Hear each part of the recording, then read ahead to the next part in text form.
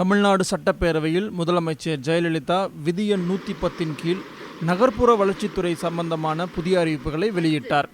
நீடித்த நிலையான குடிநீர் பாதுகாப்பு இயக்கம், அதாவது சஸ்டைனபிள் வாட்டர் மிஷன் 2015ஆம் ஆண்டு என்னால் அறிவிக்கப்பட்டு சென்னை பெருநகர பகுதிகளில் செயல்படுத்தப்பட்டது.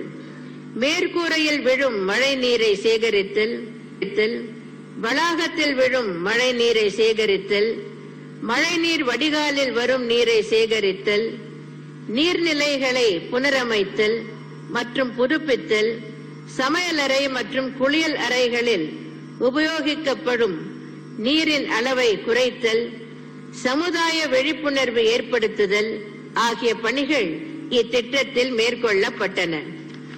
இந்த திட்டம் 20 கோடி ரூபாய் செலவில் மாநிலத்தின் அனைத்து நகர்ப்புற பகுதிகளுக்கும் விரிவுபடுத்தப்படும்.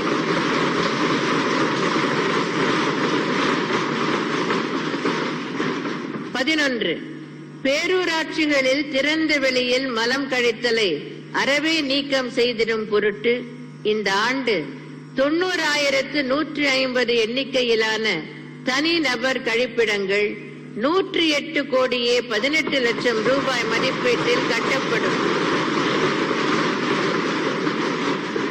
மேலும் 2620 இருக்கைகள் உள்ளடக்கிய சமுதாய கழிப்பிடங்கள் 17 கோடியே 3 லட்சம் ரூபாய் மதிப்பீட்டில் கட்டப்படும்.